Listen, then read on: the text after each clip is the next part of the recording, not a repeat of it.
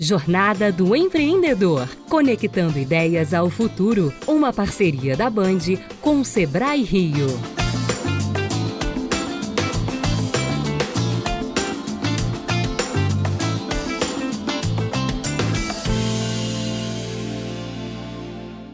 Olá, bom dia para você. Eu sou Lívia Torres e começa agora o Jornada do Empreendedor, uma parceria da Band com o Sebrae Rio. O programa é feito para quem quer transformar uma ideia em negócio, para quem quer levar a empresa para mais longe e para quem adora falar sobre empreender. Hoje vamos mergulhar em um tema vital para qualquer negócio, a expansão e o posicionamento de mercado. Para essa conversa eu recebo dois especialistas no assunto. A gerente de mercado do Sebrae Rio, Raquel Abrantes. Raquel, muito obrigada pela sua presença. Eu que agradeço, é uma honra estar aqui com vocês. É uma honra para a gente também. Recebo também o coordenador de mercado do Sebrae Rio, Glauco Nunes. Glauco, seja muito bem-vindo. Obrigado, Lívia. Vamos começar então o nosso programa, muita gente esperando para falar de mercado, onde é que eu invisto, pessoas com muitas dúvidas. Então já começo passando a bola para você, Raquel. Como fazer esse mapeamento? Tem muitas possibilidades, a pessoa que está perdida começa por onde? Muito bem. Essa é a pergunta vital realmente, bem como você colocou no início. Começa por um planejamento. E o planejamento ele conta exatamente com uma análise de mercado. Essa análise a gente trata ela como um nicho de mercado. E aí a gente pode até pensar em dando exemplos, né? Uma vez que a gente está aqui pensando no exemplo. Então a gente fala, como é que se constrói um nicho de mercado? É uma segmentação. Então, a gente que gosta de moda, o primeiro segmento é moda. Aí o nicho dela, nicho moda feminina. E tem ainda o subnicho, que é moda feminina plus size. Ou lingerie, ou moda praia. Então, assim, a gente começa a pensar naquele movimento do que você gosta de fazer, para depois, obviamente, ver como é que está esse mercado. Então, a gente tem que ter essa sinergia, é importante a gente ter a conexão com o que você vai fazer. Esses são os pontos primordiais. Pensa no planejamento, verifica como deve ser feito, olha o mercado como ele está atuando e se você gosta realmente do que tem as oportunidades que estão aparecendo. Na hora de fazer esse mapeamento de mercado, existe algum sinal ali que mostra, olha, isso aqui está indo bem, isso aqui não está indo tão bem, para quem está ainda perdido, que sinais são esses, de que forma essa pessoa pode fazer esse mapeamento bem feito? O olho do dono é o que engorda o gado. Então eu sempre aconselho a pessoa ir na rua, dar uma olhada, ver como as pessoas trabalham e o seu cliente é quem te dita as regras, Lívia. Às vezes você cria várias lojas de empada, várias lojas de bolo e muitas vezes se torna um mercado saturado. Então você tem que procurar aonde não tem essas lojas. E ali sim é onde tem a oportunidade. Glauco, falando de franquias, é uma grande porta de entrada para quem quer começar a empreender, mas ainda está patinando ali, pegar de repente uma franquia que já está evoluindo bem. Vamos falar um pouco sobre esse universo. Vamos falar. Franquia é um tema bem interessante porque a partir do momento que o empresário ele quer investir, ele tem dois caminhos. Ou ele abre o seu próprio negócio, ou ele olha um modelo que já está dando certo, que já tem uma marca reconhecida no mercado, que é o modelo de franquias.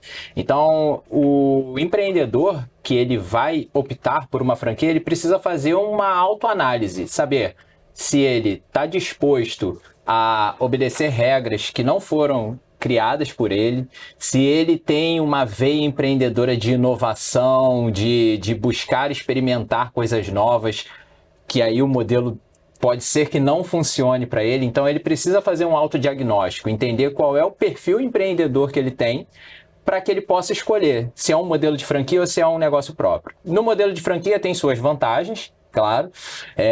A partir do momento que ele escolhe, ele vai determinar qual é o segmento que ele vai investir. A partir daí ele vai receber um suporte da franqueadora, ele vai ter o direito de uso daquela marca, às vezes ele consegue ter um apoio na escolha do ponto. Então assim, ele precisa fazer uma análise daquela proposta da franqueadora para saber se atende às expectativas dele, às necessidades dele e se ele vai conseguir de fato operacionalizar aquilo que a franqueadora também espera dos seus franqueados. Sobre crédito, nem sempre você tá com dinheiro suficiente para mirar naquela franquia grandona ali que você estava sonhando.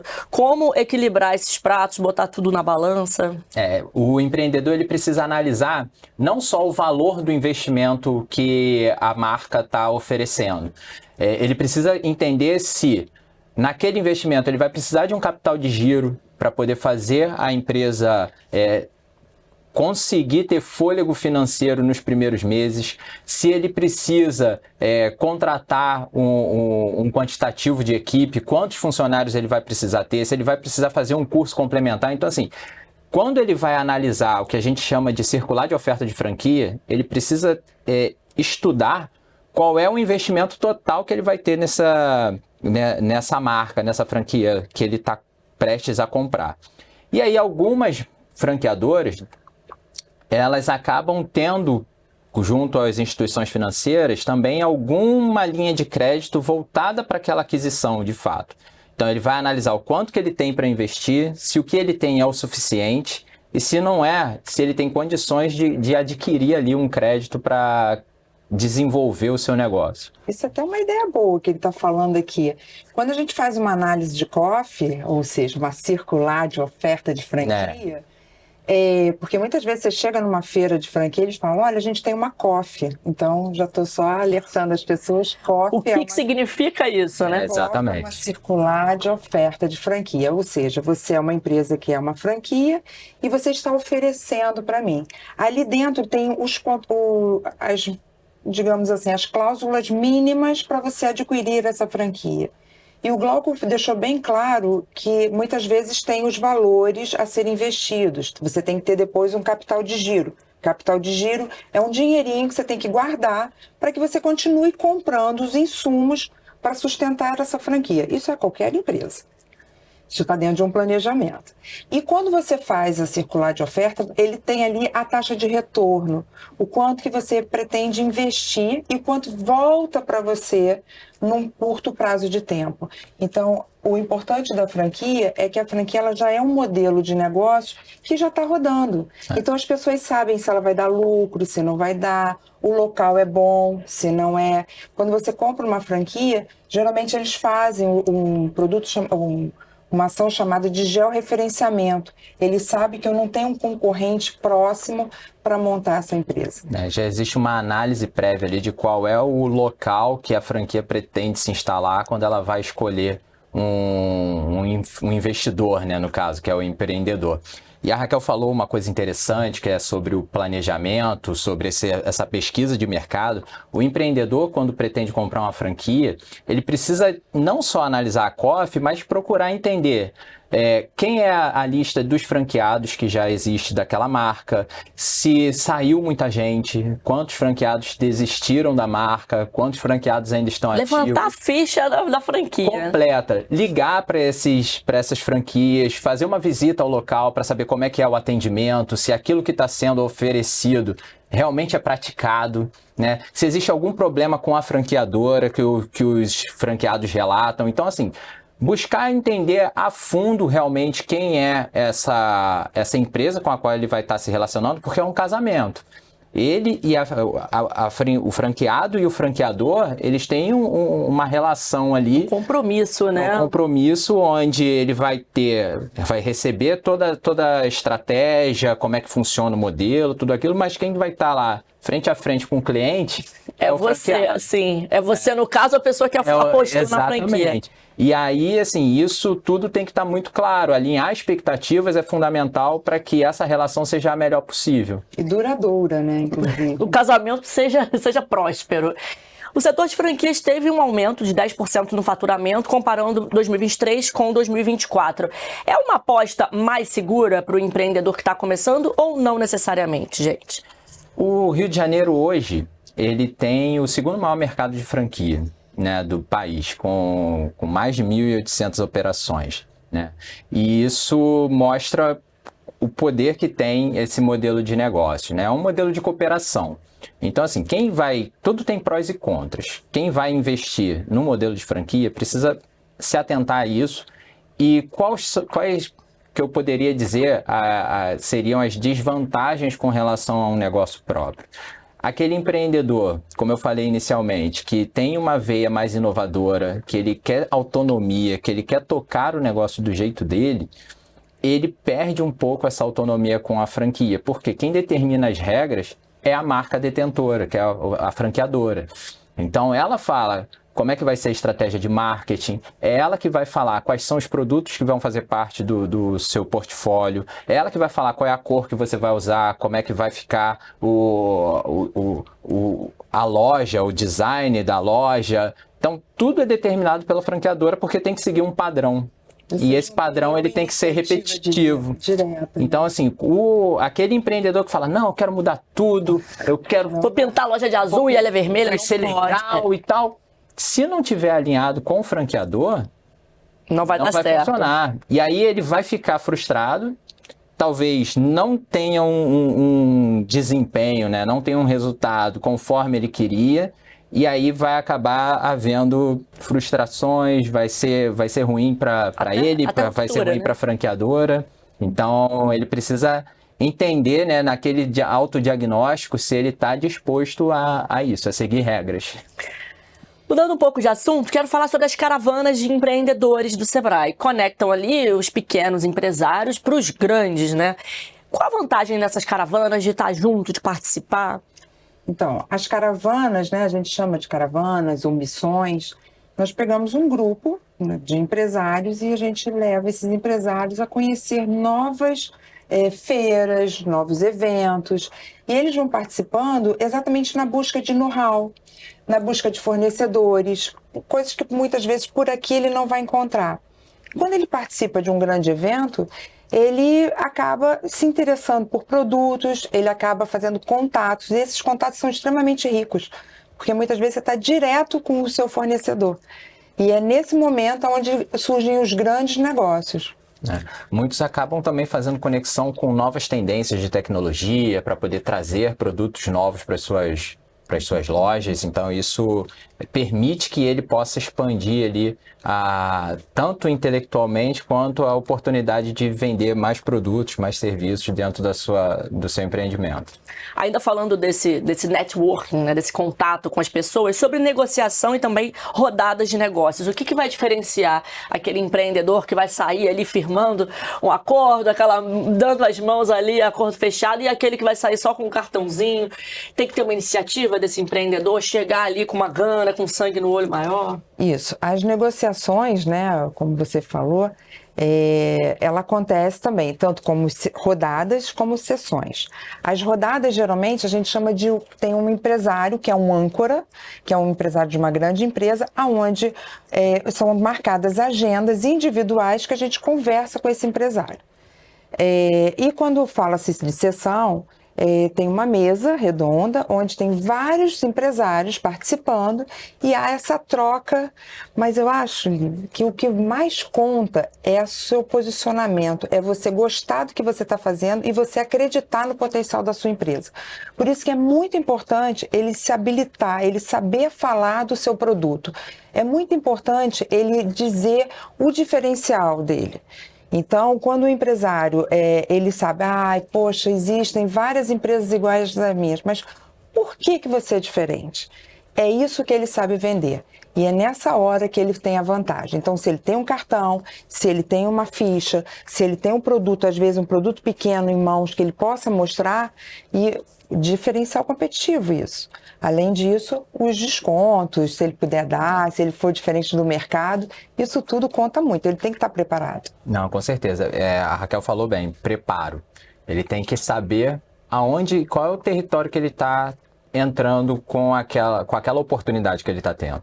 Então, em uma rodada de negócios, que a gente chama, ele tem que saber quem são as empresas que vão estar ali, ele vai com foco, com objetivo, mostrando seus produtos, com uma estratégia de desconto diferenciada, não deixar aquele contato, né, que a gente chama de lead, esfriar. Então, buscar informações, enviar o e-mail, marcar uma reunião posterior mais profunda para poder conhecer, apresentar ali o seu portfólio. Então, tudo isso é fundamental para que ele vá e colha resultados dessa negociação.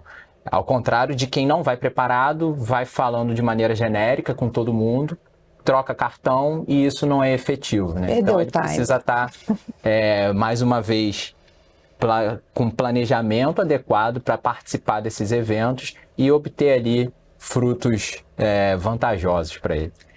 Voltando um pouquinho a falar sobre nichos, Raquel já mencionou como que é importante você saber qual é seu nicho, aquela coisa do diferencial, públicos pouco atendidos, de que forma o Sebrae orienta os empresários, pequenos empresários, a encontrarem um nicho nesse sentido, daqueles que são menos explorados, olha, isso aqui vai por esse caminho aqui que você pode se dar melhor, de que forma o Sebrae faz isso? A gente sempre recomenda procurar o Sebrae mais próximo, a gente pede para que ele possa conversar, porque o próprio orientador de negócios, ele acaba trazendo essas informações locais. Então, a gente tem 14 regionais espalhados pelo estado todo, onde ele pode buscar essas informações. Tem muita informação dentro do nosso site. O nosso site é bem recheado de informação. Então, assim, são leituras simples, leituras que são... que trazem todo o contexto, né, do segmento. Então, essa é a parte que o empresário precisa. Ele precisa estar informado, ele precisa estar orientado, ele pode buscar cada vez mais ampliar o seu mercado conforme for sendo orientado. E temos também o nosso portal de inteligência de mercado, né, Raquel? Onde ali vários relatórios são postados pela equipe do Sebrae com tendências de comportamento do consumidor, tendências de novas tecnologias, de quais seriam os setores que estão em expansão. Então a gente busca trazer toda essa vanguarda para que ele possa se municiar de informação e escolher qual é o melhor nicho para ele estar atuando ali dentro da sua localidade, né? A gente está falando para o Rio de Janeiro, o estado inteiro. O Sebrae atua também no Rio, né, de uma forma completa, não só na capital. A gente está falando muito sobre, dá para investir ali, um nicho aqui. Muita gente ainda olha para a forma de empreender, achando que, olha, a capital vai ser mais próspero. As pessoas têm esse romance ainda com a capital, e não necessariamente é só na capital que as pessoas podem prosperar, e também no interior, nas outras regiões do estado. O estado é amplo, né? Dá para investir em toda parte? Dá para investir em toda parte. Mais uma vez, a gente volta a dizer, você tem que estar alinhado com o que você gosta. E são oportunidades.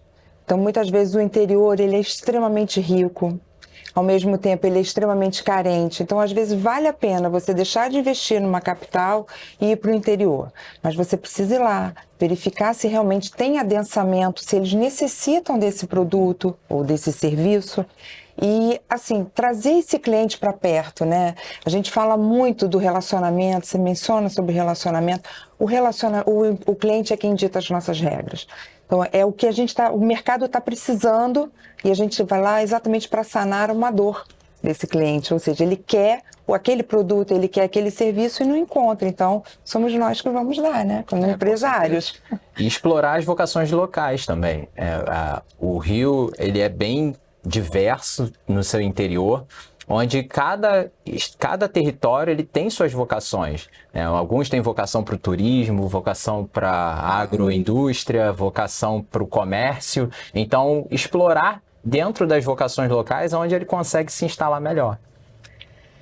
Hoje a gente fala sobre canais físicos, canais digitais, tem também o Phygital.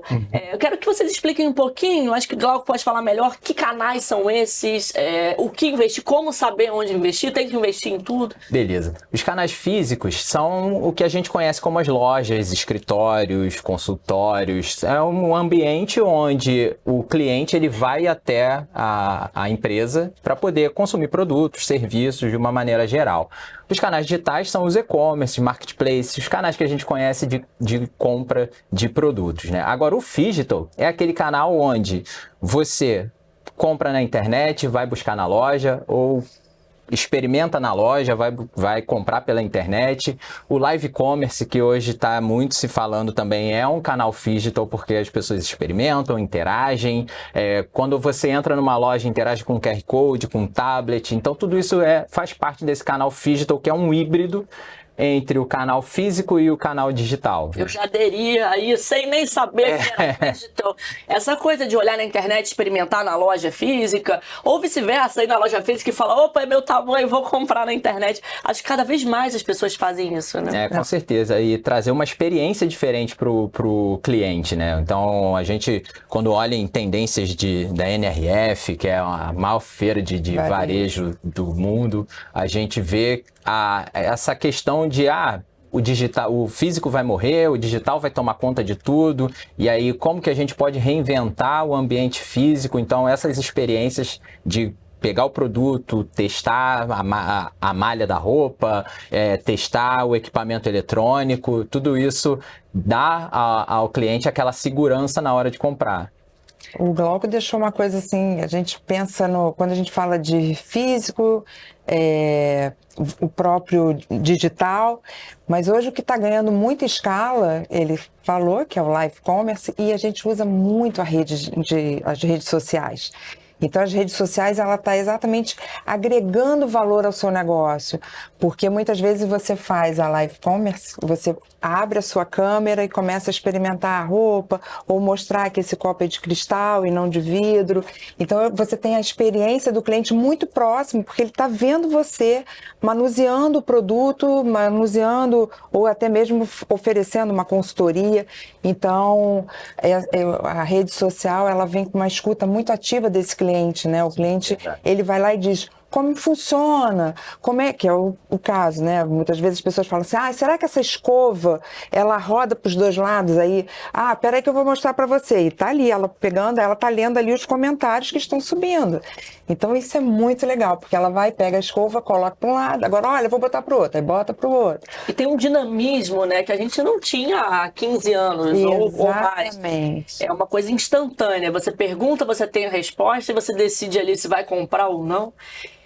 E qual o erro mais comum de quem tenta vender no comércio online ali e não sabe ainda como lidar? O que vocês mais veem que as pessoas ainda insistem no erro? O que a gente observa é que assim, o empreendedor, quando ele vai vender no ambiente digital, ele tem que entender que ele está entrando num ambiente onde qualquer coisa vai tirar a atenção desse seu cliente. Ele está um clique de sair dali para um vídeo e para rede social e fazer alguma outra coisa. Então, piscou uma notificação. Exatamente. Então ele tem que dar uma experiência muito boa de compra para esse cliente. Então, ambientes onde você precisa sair para poder fazer o pagamento, depois voltar para aquele mesmo portal, isso interrompe aquele fluxo de compra e às vezes ele fala, preciso ver uma outra coisa, aí acabou. Ele vai ficar lá o produto, vai deixar ali de lado e também entender que ele precisa chamar a atenção desse cliente. Ele está ali concorrendo com o mundo inteiro no ambiente digital, né? Ele está concorrendo com a China, ele está concorrendo com o vizinho, ele está concorrendo com a grande marca, com a grande loja. Então ele precisa ter uma estratégia de marketing para atrair a atenção desse cliente, para que esse cliente fique sempre relembrando que ele existe para poder estar dando oportunidade de venda dos seus produtos. Vale lembrar, Lívia, que é importante a credibilidade. Se eu estou prometendo que eu vou entregar um produto em 7 dias, eu tenho que entregar esse produto em 7 dias. Então, muitas vezes o erro é simples. Eu me comprometo e aí eu começo a receber muitas demandas e eu não dou conta da entrega ou eu não dou conta dos produtos. Então, lá vem o planejamento de novo. Eu tenho que estar no planejamento. Participar como expositor ali em feiras, em eventos, demanda, né? Exige muito trabalho. De que forma dá para maximizar e que tudo corra bem, para que, apesar desse trabalhão todo, que essas ações elas sejam mais efetivas? É importante, quando a gente fala de participação em eventos, que a pessoa saiba qual é o tipo de evento que está participando, qual é o público estimado, que tipo de eventos nós estamos indo. Se for um evento segmentado, quando é um caso, eu estou indo para um evento de indústria automotiva, eu sei que ali dentro só vão ter pessoas que estão interessadas em comprar peças de automóveis. Então, eu estou levando o meu produto que seja realmente aderente àquilo. Agora, se é uma feira de varejo, uma feira que tem vários segmentos, eu tenho que saber o que eu posso ofertar ali dentro que vai fazer a diferença. Então, é o preparo. Eu preciso fazer essa pesquisa antes de ir. Então, eu preciso saber, olha, estão indo 10 mil pessoas, eu tenho produto suficiente para atender pelo menos dessas 10 mil, quantas podem chegar até meu stand e fazer uma compra ou fechar um pedido? Na hora de fechar um pedido também é importante, porque na hora que você fecha um pedido, eu vou ter que depois entregar. Verdade. E pensar em que ação que pode ter dentro daquele espaço para atrair o público para o seu espaço dentro da feira, né? Então, pensar em que tipo de ativação você vai fazer para capturar aquele contato, para atrair o cliente e depois ter uma estratégia para reforçar esse contato com o cliente, né? Então, manter esse relacionamento. Não deixar o lead esfriar. Essa que é a grande questão. Você ter uma ativação para atrair público, capturar esse contato e não deixar ele se perder após o evento. Tá sempre, fez o contato com o cliente, conversa, o cliente fez o contato com você, conversa com o cliente e quando vender, pergunta se chegou direitinho, se tá tudo bem, se vem uma próxima compra. Estreitar aqueles laços, né? Cada vez mais, para ficarem cada vez mais estreitos. E essa pessoa eventualmente indica para outra e aí a rede vai ampliando. Com certeza. Quero saber de vocês dois, que recado vocês deixariam para aquele empreendedor que está assistindo a gente, está ainda confuso, que mercado que eu vou atingir? Eu abro uma franquia, eu tento nichar daqui, nichar para lá. Tem alguma dica fundamental? Por favor, Raquel, primeiro você. Eu sempre falo, comece pequeno, mas comece certo. Então, faça um bom planejamento, se organize, se prepare, olha realmente, vê se tem o que você gosta de fazer, porque você precisa estar ali, vai ser o seu casamento, né? Como você diz, um casamento de longa data, um casamento que você pretende perpetuar, gerar frutos, que aí a gente pode dizer que vão abrir novas frentes, novos negócios. Então, faça um bom planejamento, se organize.